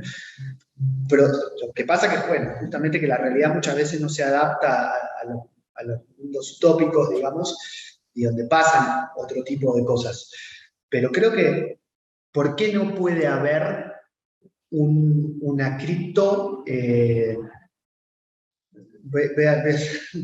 Hoy estoy con los malos ejemplos, pero sí, monetaria, digamos, por ejemplo, que tenga Bitcoin de respaldo y horas hombre. Y se me ocurrió el modelo de Luna, digamos, por eso digo que claro, los malos ejemplos, digamos, ¿entendés? Pero una cripto que tenga, que pueda ser evaluada, digamos, tanto que tenga dos monedas endógenas que sean horas hombres y Bitcoin. Yo creo que todo esto está, bueno, insistir, estamos muy en los inicios y seguramente creativamente hay soluciones brillantes para que el mundo se ponga a producir y tengamos una mejor calidad de vida todos los habitantes. Me quedé con la frase que dijo David, que la gente se pueda dedicar a producir. Y eso es fundamental. Y a mí automáticamente me trae de nuevo a pensar en Bitcoin como una tecnología de ahorro. Porque hoy en día lo que estamos viendo es que la gente tiene que ganarse 2 veces la plata, sobre todo en Argentina, ¿no? Eso lo vemos claro. Haciendo lo que se formó, digamos, para lo que sabe hacer, ya sea un arquitecto, un ingeniero, un productor de hortalizas o lo que fuere. Esas personas dedican tiempo a la especialización de su trabajo, se ganan la plata y automáticamente tienen que dedicar tiempo también a ver en cómo conservan ese valor producido. Entonces, tienen que transformarse en inversores también, en vez de decir, bueno, ¿qué hago con estos pesos? Los pongo en dólares, compro una casa, invierto en la bolsa, y eso, el inversor, digamos, es una especialización, digamos, en sí misma, y le quita mucho tiempo a las personas que se dedican a lo suyo en tener que pensar en cómo conservar ese valor producido, ¿no? Entonces, Bitcoin, ¿cómo resuelve ese problema? Siendo una tecnología de ahorro. Yo me dedico a hacer casas y es lo que hago bien y no tengo que estar pensando en cómo voy a conservar el fruto de mi trabajo. Directamente utilizo Bitcoin y chao. Y me dedico a producir, ¿no? Sí, totalmente. Es una triste realidad esa, ¿no? Que cualquier tipo de persona hoy en día tiene que preocuparse, porque tal vez ni siquiera le gusta la finanza y las inversiones, pero estar preocupado de cómo no perder el valor adquisitivo de lo que ganó en el mes. Entonces, es también un desgaste mental permanente que sufrimos, sobre todo en los países donde ha avasallado el gobierno, ha avasallado, digamos, ese poder de emisión y de destruir la economía, y que nos volvió, en definitiva, obligatoriamente, analistas en la inversión, por lo menos, analizar de qué manera uno pierde menos, por lo menos eso. También te afecta el estado de ánimo, Vivi. Estás todo el día preocupado de qué tenés que hacer o qué no tenés que hacer, y con respecto a, che, te cambiaron, no podés comprar dólares, ahora no podés girar al exterior, ahora no podés, y estás todo el tiempo pensando eso, menos a lo que decía Luca, a dedicarte a hacer lo que vos sabés hacer. Yo hago buenos muebles, y quiero hacer buenos muebles, no quiero estar preocupado de si meto la guita en un fondo común de inversión para que no me mate la inflación, y cómo hago para cubrirme la devaluación. No sé, te volvés financista, quieras o no quieras. Ahí, en eso también pensaba, digo, porque hasta dónde también, viste, no nos estamos metiendo en una utopía que después es imposible, porque uno de los problemas que tenemos es la impresión esta siempre se genera para dar un crédito al final, ¿no? Se genera una deuda, bueno, todo el dinero se termina siendo deuda, pero digo, el objetivo de ese crédito que se da, de esa deuda que se genera, no es destruir el país y generar un mundo lleno de pobreza y que esté todo hecho mierda. Siempre va con la idea de que sea, bueno, no sé en Argentina, pero se supone que uno hace esa emisión y, a ver, un banco cuando da un crédito tiene que analizar a quién le está dando el crédito, para qué proyecto. Si ese crédito está bien dado, se lo está dando a una persona que realmente va a producir más después. Vos decías, bueno, yo sé hacer buenos muebles. ¿Y qué pasa si no tenés la plata para hacer los buenos muebles? Si vos tenés la habilidad y tenés la capacidad de producir eso, pero te falta esa financiación, bueno, de ahí surge esto de creemos esta deuda, porque sé que vos haces buenos muebles y vas a fabricar muebles, y esta deuda que hoy se genera se va a pagar y mucho mejor más adelante. Entonces, al final no hay inflación ahí. Si uno termina generando dinero, pero también genera producción con ese dinero, se equilibra. El tema está cuando, bueno, pasan estas cosas, cuando imprimís en la pandemia, eso no está en contra de tener un dinero bueno.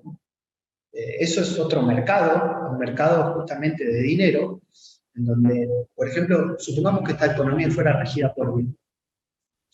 Vos tenés Bitcoin excedente y yo necesito Bitcoin. Sí. O sea, para producir, porque necesito comprar materia prima. Nos ponemos de acuerdo y yo te pago un interés, digamos. Te pago un interés en Bitcoin que tiene un valor genuino, digamos, y te devuelvo los Bitcoin que vos me prestaste más la tasa de interés. ¿Bien? ¿De dónde sale eso? De la ganancia futura que yo obtuve a la hora de hacer los muebles. Entonces yo te pedí un Bitcoin, te pago un 0,2 por tasa de interés, y yo lo vendía a 1,5 y me quedo con el 0,3 producto de la ganancia mía del esfuerzo. O sea, claro, no creo que tenga que ver con la... No, eso está claro que sí. A esto iba, digo, después, ¿qué pasa cuando hay un tema de competencia? Porque uno podría hacerlo así, decir, bueno, de hecho, la tecnología de blockchain hasta lo permitiría facilitar, porque tenemos todo esto de las DeFi y demás, donde podemos hacer estos contratos inteligentes y demás, como para decir, bueno, acá tenés el préstamo, me tenés que dar tanto, se descuenta. Ponele que necesites también la estructura financiera, la estructura legal y financiera también, a lo mejor para analizar el proyecto, a quién le das el crédito y demás. Pero eso no tendería a que esos intereses que se cobran sean bastante altos, justamente porque la oferta de Bitcoin es muy limitada, y justamente porque además el Bitcoin va a ser una moneda deflacionaria. Entonces, si yo pido un crédito y lo voy a pagar dentro de 10 años en Bitcoin, y el Bitcoin como moneda deflacionaria va a valer mucho más dentro de 10 años, es como que ese crédito me va a costar muchísimo. Eso va a hacer que sea como mucho más complicado que se pidan créditos. Algunos podrían decir, bueno, eso llevaría a que solamente pidan crédito los que se sienten muy seguros y solamente salgan proyectos sumamente buenos y que estén... pero si uno lo piensa, también no hay una competencia después que te puede jugar en contra con un país que no haga eso, digamos, y que diga, mira, yo sí te doy crédito a tasas muy bajas, que es lo que se suele hacer, ¿no? De esto de bajar las tasas para decir, bueno, incentivemos un poco que se mueva la economía de nuevo, bajemos las tasas para que la gente pida créditos. Eso muchas veces es lo que genera la burbuja, porque piden crédito para cualquier cosa y no se termina haciendo nada. El tema de la tasa de interés es realmente complicada, digamos. digamos, con los problemas que ha pasado. Vuelvo a insistir, para mí hay soluciones alternativas, no necesariamente tiene que ser Bitcoin la moneda de curso legal, digamos, también puede haber alguna alternativa de un token con respaldo en Bitcoin, digamos, que tenga otra política monetaria, otra política de financiación que distinta a la de Bitcoin, por ejemplo, ¿no? O sea, tratar de ir por ese lado. Siempre los intercambios generan crecimiento económico. De hecho, si vos te pones a pensar cuando haces algo de guita, digamos, cuando ganas guita, tiene que ver con un intercambio, digamos, o sea, en términos de lo que vos das y lo que recibís a cambio, digamos, como compensación. Y mientras vos tengas una economía con bajas tasas de interés, lo que estás haciendo es mejorar la capacidad de intercambio que tenga esa economía, digamos, más fácil endeudarte y pagar y todo. Yo no creo que tenga que ver vuelvo a insistir, con la política monetaria estrictamente de Bitcoin. Me parece que hay muchísimas alternativas creativas, como esto que te decía, digamos, de que haya otro token que esté referido a Bitcoin y a otra cosa que también tenga valor y que tenga posibilidad de emisión monetaria, digamos, donde se cree todo un sistema para seguir funcionando tal cual se está funcionando hoy en día. Desde mi punto de vista, claramente tener una moneda única y finita aportaría más beneficios que problemas.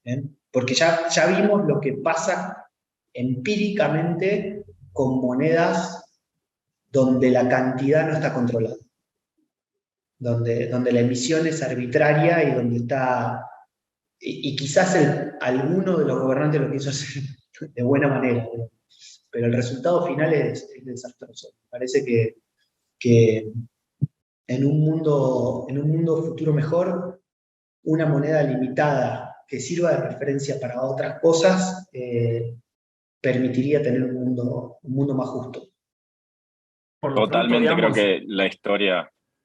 Sí, por lo pronto en el corto y en el mediano plazo van a estar conviviendo, digamos, ambas alternativas, digamos, un modelo crediticio tradicional y las cripto. Sí, Luquita. No, decía que la historia ya nos mostró que la emisión monetaria siempre fue abusada, ¿no? Que siempre se habla de buscar el punto justo de la inflación, pero eso siempre termina siendo abusado, ¿no? Y hay claros ejemplos en los últimos 100 años de ese abuso de la política monetaria. Y creo que también un punto importante es que nadie mencionó el ahorro, ¿no? Que el ahorro es básicamente eso, diferir consumo presente para futuro invertir, ¿no? Es como que tenemos tan incorporado esto de que la inversión sí o sí tiene que surgir a partir del crédito o de la deuda y anterior a eso en un patrón oro, el ahorro era lo que nos permitía a futuro poder capitalizar e invertir y crecer, ¿no? Pero claramente el sistema fiduciario lo que hace es incentivar a la toma de deuda y no al ahorro. Desincentiva el ahorro, incentiva el endeudamiento. Y eso es lo que siempre se abusa.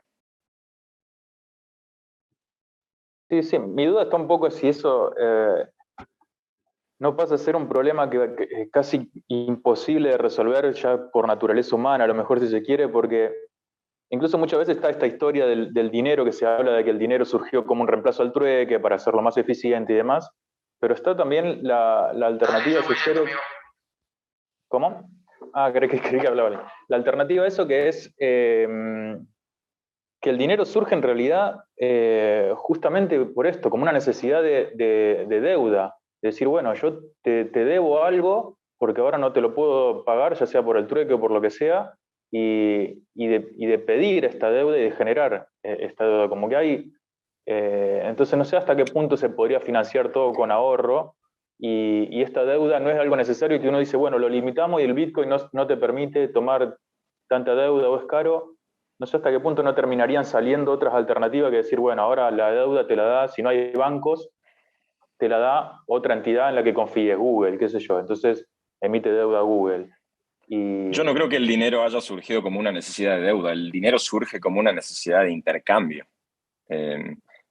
O sea, es un instrumento que nos permite generar la actividad económica e intercambiar, ¿no?, los bienes. Yo tengo manzana, vos tenés banana, no quiero, bueno, resuelve la coincidencia de deseo, ¿no? No quiero tu banana y vos querés mi manzana.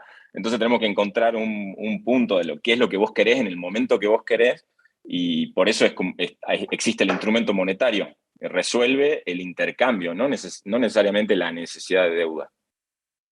No, de hecho, la deuda en el concepto donde hay un tercero que te la da, ese tercero debería actuar como intermediario, digamos, y tener calzado los ahorros de los particulares con los préstamos de los particulares. No se da muchas veces. Bien, de hecho, en Argentina tenemos las LELIQ, digamos, no hay préstamos, pero hay LELIQ para tratar de estabilizar la base monetaria. Me parece que un sistema en base a DEFIs y a criptos que tengan cierto respaldo contra Bitcoin, y vuelvo a insistir, ¿por qué no pensar en algunas otras alternativas que también tengan valor genuino?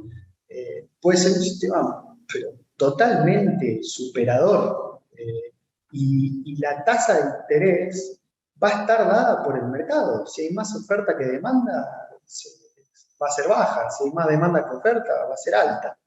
Y bueno, justamente lo que va a estar regulando la economía es la utilidad marginal de los proyectos. Si el proyecto no es valorado por la población y no tener consumidores, y bueno, es un bien que no necesita la sociedad. Estás produciendo algo que la sociedad no lo consume.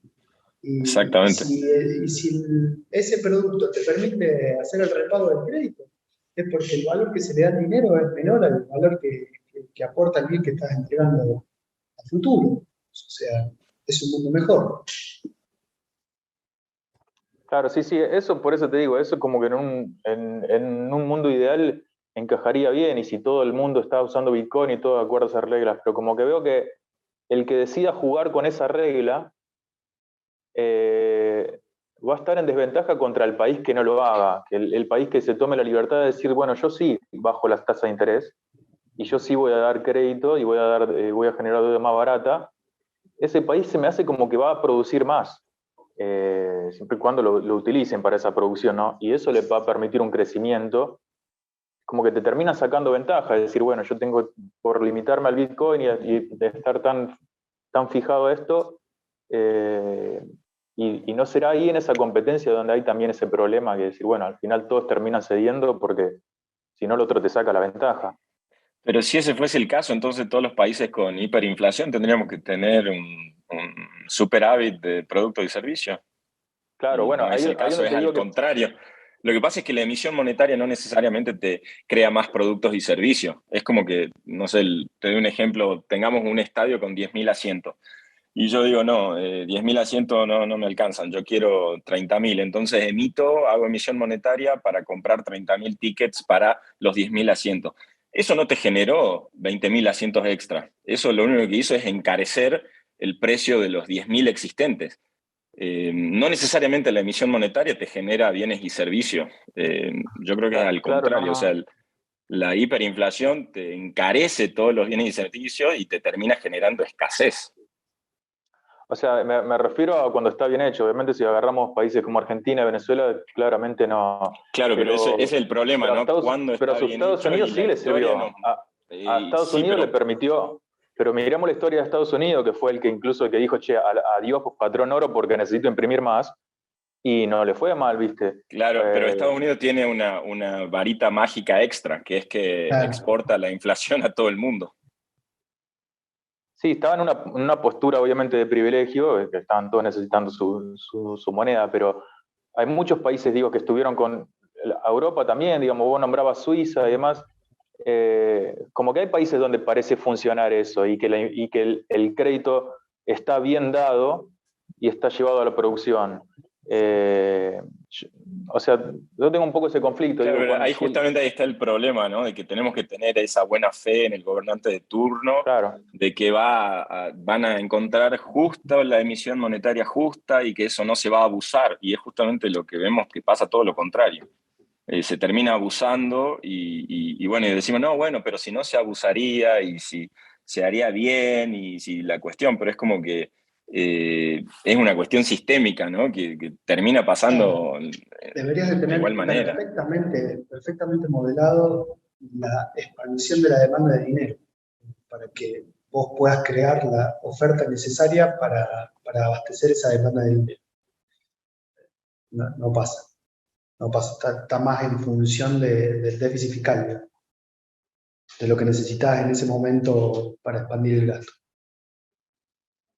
sí, sí. Sí, que en general no pasa, eso también es una realidad históricamente. Bueno, a Estados Unidos también se le está complicando también ahora, así que Sí. tampoco es que... ¿cuál es la solución ideal? No, es un poco complicado. Y respecto a la tecnología en sí, ¿no ven que haya un problema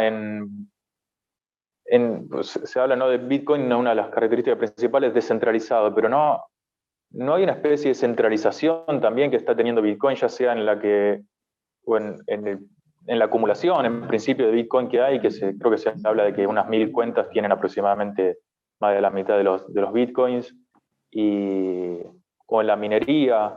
¿Eso no lo ven como una amenaza de que al final no se termina descentralizando nunca, o es medio una utopía llegar a ese punto y siempre va a haber una concentración de poder que va a poder influenciar en el precio o tomar decisiones? No sé si notan Yo creo que las deducciones que se hacen, ¿no? Eso de que dicen, bueno, mil direcciones concentran el 70% de los bitcoins en existencia, son deducciones que pueden ser erróneamente, tener una lectura errónea, ¿no? Porque, por ejemplo, hay algunas direcciones de algunos exchanges que son conocidas, son públicas y que atesoran de manera fría los bitcoins bueno, cuestiones de seguridad, que son Bitcoin que pueden pertenecer a una base de usuarios de 100.000 personas, y bueno, nosotros vemos en la blockchain, ¿no?, esa concentración, pero eso sería una concentración de Bitcoin en una dirección que controla un exchange, pero que no necesariamente le pertenecen a una sola persona, ¿no? Y también el análisis que también por ahí se hace medio erróneo, de que se deduce de que porque existen, no sé, 100 direcciones con X balance, yo en mi propia wallet puedo generar 200 direcciones, y no significa que son 200 personas que están utilizando Bitcoin, puede ser una sola persona, ¿no? Yo creo que esas deducciones son un poco, no sé si sirve el dato de deducir eso, ¿no?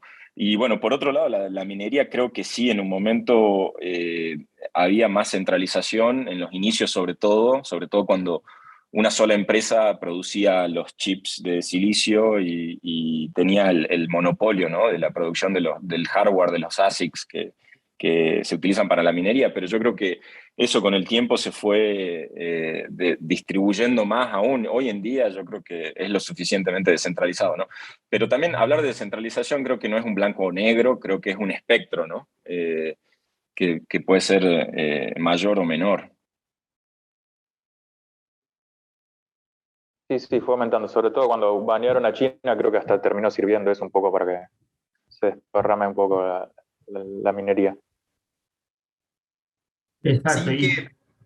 Y Sí, perdón, ¿no? Otra cosa importante ahí, que cada vez que este mundo de Bitcoin, donde prevalezca tal vez algún poderoso, en este caso, por ejemplo, una empresa única de minería o una empresa única que produce los equipos, va a ser porque el negocio es muy atractivo y por naturaleza el mercado lo que va a tratar de buscar es generarle competencia. Si un negocio es muy atractivo para alguien, bueno, alguien más va a querer una rodaja de esa torta. Entonces, esa libertad de competencia, que cualquiera pueda ser minero, que cualquiera pueda poner a fabricarse, ya sea un equipo de Bitcoin o lo que sea que contribuya al ecosistema Bitcoin, va a generar siempre, va a fomentar esa descentralización.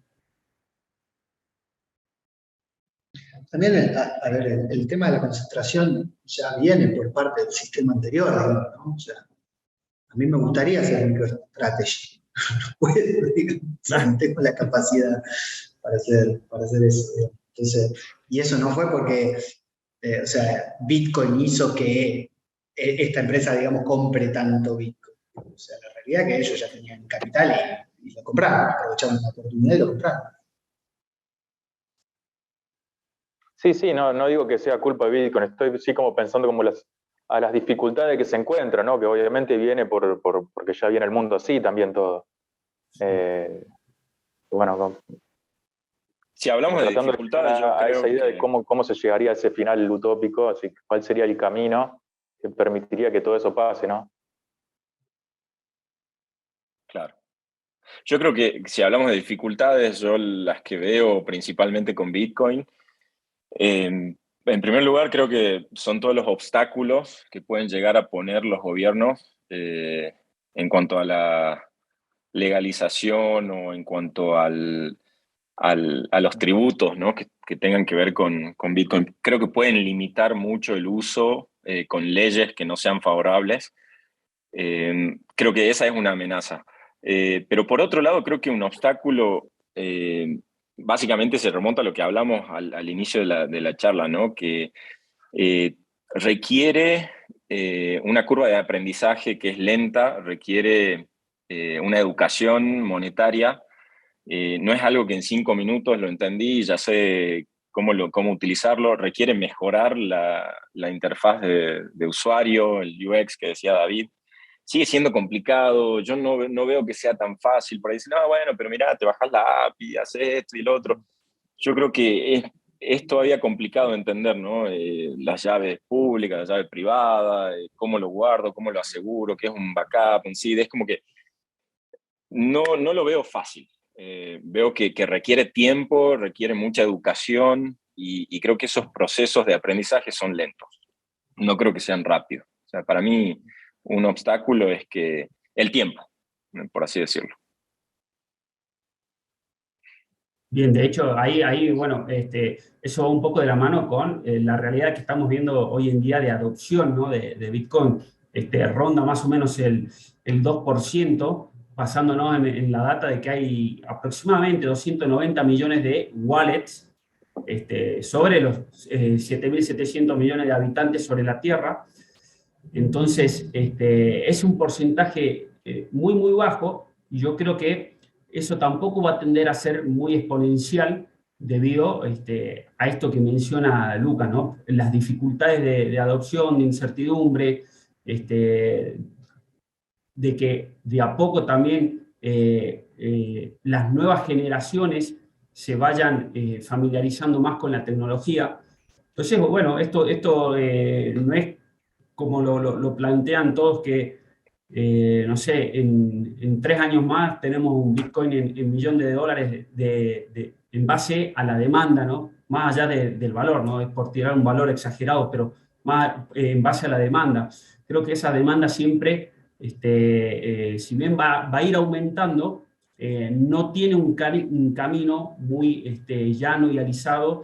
Y bueno, lo que sí tenemos como ventaja es que la comunidad cripto, digamos, a nivel mundial, que se van formando por todo tipo de proyectos o comunidad global, proporciona una muy buena cantidad de información y calidad de información para que una persona pueda aprender desde cero.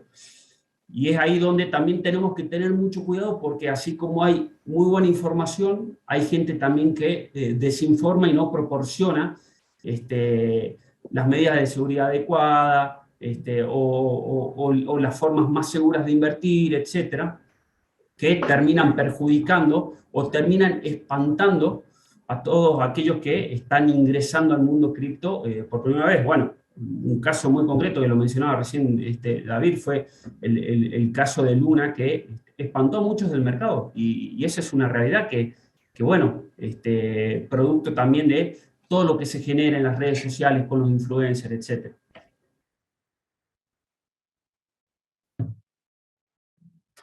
Bien. Y sin que esto sea un consejo de inversión que haga que las masas se vuelquen a hacer lo que ustedes vayan a manifestar ahora, en su opinión personal, ¿cuál piensan que puede llegar a ser el valor de Bitcoin a futuro? Si me permitís, para mí tiene que ver con la pregunta que me hacen muchas veces con respecto al dólar, digamos. O sea, y que te dice un valor chamullero, espantoso, digamos. O sea, no tenés forma de saber de antemano cuánto va a ser la evaluación de Bitcoin. Adicionalmente, teniendo en cuenta esto, digamos, ¿no? Que es muy parecido a cómo evaluar una moneda y que va a tener que ver con algunas cuestiones que no necesariamente sea un flujo de caja descontado cierto de lo que produce el activo. Yo no me animaría a decir un punto, ¿bien? Jugátela, David, jugátela.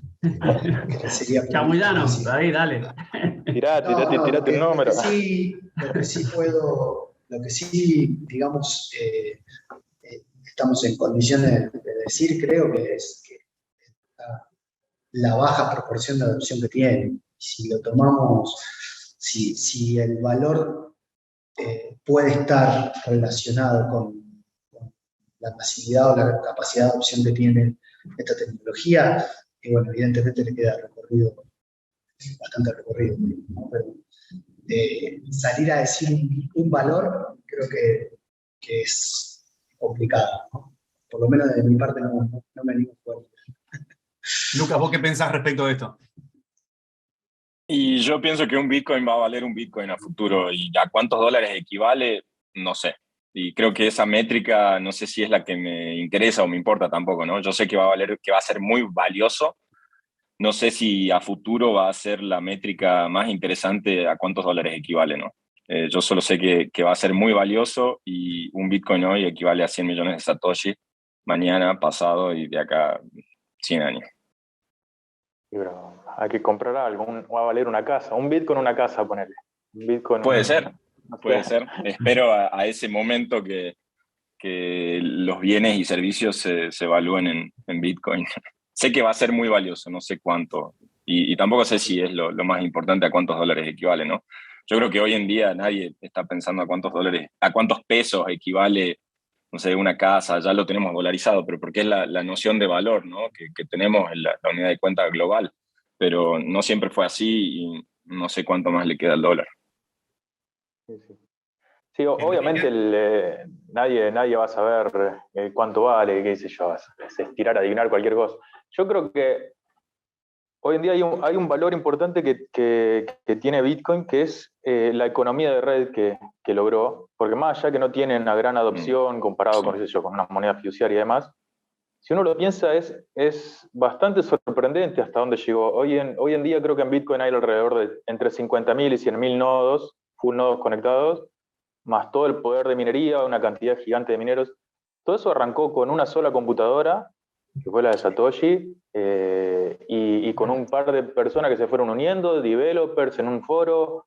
Eso se podría haber roto ahí, porque Bitcoin no es nada si no tiene toda esa estructura atrás. O sea, para que la blockchain funcione y sea segura, tiene que estar todas esas computadoras participando. Si hay 5 computadoras participando, no sirve de nada. En un momento hubo 5, y esas 5 lo podrían haber roto, porque una podría haber conectado una placa un poco más potente que las otras 4, y ya está, hacía lo que quería con los Bitcoin. Y obviamente no se hizo porque estaban tratando de que funcione esto, pero digo, es bastante sorprendente cómo arrancó sin que nadie los guíe, sin una empresa, sin un incentivo, como algo más comunitario, y al nivel que llegó. La verdad que llegó a un nivel sorprendente, porque por más que sea el 2% de la población, son millones de personas las que ya conocen el Bitcoin, las que ya o lo usan para algo, o lo tienen o especulan, y todas las computadoras que hay conectadas. Digo, eso tiene un valor de por sí, me parece. No sé qué valor tiene, pero hay un valor ahí, digamos, que ya adquirió como economía de red. Y después creo que si tuviese que tirar un número, lo trataría de calcular. Es muy difícil tratar de calcularlo, decir, bueno, ¿qué pasa si Bitcoin es la moneda que se usa en el mundo? Y bueno, sí, ahí un Bitcoin va a ser un Bitcoin si ya no existe el dólar, pero digo, eso ya, qué sé yo, tendrían que pasar no sé cuántas décadas y qué cosas tendría que pasar para eso. Pero lo que sí veo un poco más cercano y un poco más calculable, que no quiere decir que vaya a pasar, pero es que la gente entienda o empiece a usarlo, no tanto la gente, a lo mejor los inversores, entienda que es un activo de riesgo, como hoy en día se considera que un activo de riesgo no está, nadie resguardando, ya está viendo, ¿no? Estamos en una crisis y Bitcoin no es que se mantuvo alto, Bitcoin bajó más que otros activos también. Entonces, digo, ok, pero a pesar de ser un activo de riesgo, que inviertan en eso simplemente por especulación. Y si uno hace unos pequeños cálculos ahí y dice, bueno, el mercado del oro y la plata hoy tiene una capitalización de unos 12 trillones. Bitcoin hoy tiene una capitalización al precio de hoy de 20.000, creo que está en 400 billones, algo por ahí. Digo, si solamente el 10% del mercado del oro y la plata, de los que tienen a lo mejor oro y plata, invierten en oro y plata, dicen, bueno, voy a dejar el 90% en oro y voy a destinar el 10% a Bitcoin, solamente para jugar, para apostar, para lo que sea, para especular un poco con que esto algún día funcione, vaya, crezca. Es mucha esa capitalización la que hay. O sea, estamos hablando de más de $1 trillón que vendrían al mercado de Bitcoin. Con solo ese trillón ya Bitcoin terminaría más o menos en $100.000. Y a eso se le suma que el mercado de las acciones, que hoy en día el mercado de las empresas y demás, el stock market creo que anda en cerca de 70 trillones. Ahí ya creo que no es que pasaría el 10% a Bitcoin, sería como demasiado, pero digo, bueno, si deciden pasar el 1%, por decir, bueno, mi portafolio de inversión, el 1% se lo dedico a Bitcoin, por dedicárselo nomás, por especular, que no es tampoco tan riesgoso, también creo que suma mucha capitalización y que, nada, el Bitcoin al estar limitado, sí o sí tendría que terminar arriba de los $100.000, $200.000. Eso, pero todo depende de esto, ¿no? De que si ese mercado, que muchas veces se habla de esto, ¿no? De cuándo entrará el mercado institucional y que cuando entre el mercado institucional va a ser un salto gigante, justamente porque, bueno, es mucha la capitalización que hay dando vuelta ahí. Ese sería un poco mi número, pero si eso no pasa, obviamente también puede irse otra vez a 5.000 y tranquilamente puede ir antes a 5.000 y después a 100.000, que eso yo no tengo ni idea. Pero creo que ese potencial lo tiene en principio. Iván. Bien, a ver, yo creo que algo al respecto del mercado tenemos que decir por nuestra profesión como traders, pero hago un pequeño paréntesis porque, así como también soy ingeniero industrial, evalúo mucho el precio o el costo, el precio de un activo, de un producto, de un servicio en base a su costo, ¿no? Entonces, yendo un poco por ese lado, el costo de producción real de un Bitcoin, y de hecho, lo hemos hablado un par de veces con Luca, lo hemos conversado, que Bitcoin también una de las capacidades que tiene es ser un medio de almacenamiento de energía, ¿no? O sea, el principal recurso que utiliza Bitcoin para poder crearse es energía eléctrica, ¿no?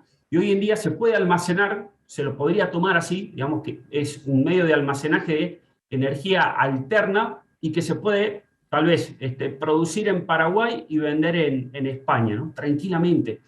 Entonces, yendo un poco por ese lado, nosotros estamos trabajando en un indicador que nos va a ir marcando con ciertas métricas el nivel de costo promedio de un BTC que aproximadamente tienen las grandes granjas de minería, y en base a eso tratar de buscarle un porcentaje de utilidad de venta, con lo cual nos va a ir marcando un poco los niveles más atractivos, tanto de compra como de venta, para poder operar el mercado, o simplemente saber si es una inversión a largo plazo, cuándo es buen momento para tomar ganancias y cuándo es buen momento para volver a entrar al mercado. Por ejemplo, ahora estamos en unos niveles de precios muy cercanos a los costos de producción.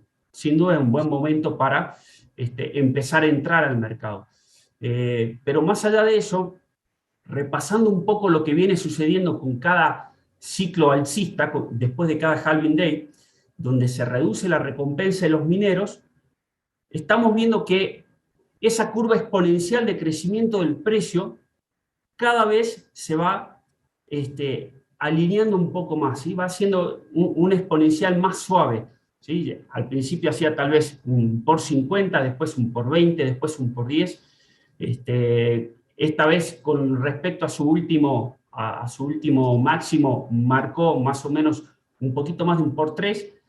Entonces, esa curva va a ser cada vez más suave de crecimiento, es decir, que no podemos especular que en el próximo Halving Day nos vamos a los 500.000, 600.000 dólares, rozando el millón, como mucha gente lo especula, y bien lo dice David. El que te habla de por ahí números concretos, simplemente basándose en estructuras de gráficas o diciendo esto porque se me ocurre o porque el punto de Elliott me da allá arriba o el Fibonacci, la verdad que es chamullo, ¿no? Pero sí lo que podemos decir es, Bitcoin va a ir siguiendo un piso, que ese piso va a estar marcado básicamente por el costo de producción. Podrá tener algún que otro desfasaje.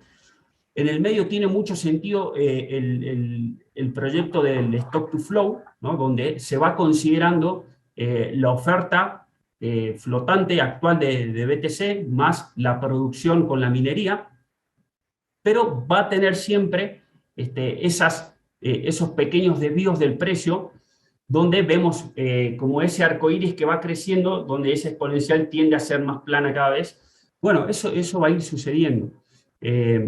Yo al corto plazo no veo un BTC alcista, veo prácticamente una nueva etapa de capitulación, de acumulación y de ingreso al mercado de nuevo de las manos fuertes, pero sí después del próximo Halving Day podríamos ver tranquilamente un Bitcoin rompiendo los 100.000 dólares en base a esto, ¿no? A decir, bueno, cada vez su suelo es más alto, cada vez el aumento de dificultad es más elevado, su costo de producción, por lo tanto, va a ser más elevado, y debería estar acompañando, como bien lo dice Enrique, con el ingreso de capital institucional, destinando o incluyendo a BTC dentro de sus carteras de activos. O sea, eso básicamente para ver saltos más grandes del precio y que los mineros puedan llegar a tener un rendimiento tal vez de su costo de producción con respecto a su costo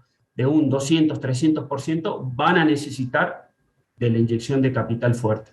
Entonces, al corto plazo no lo veo alcista, al mediano plazo, hablando de acá 4 años, después del próximo Halving Day, y con ese reciclado del mercado que es normal, digamos, son etapas cíclicas, la subida, las bajadas, etcétera.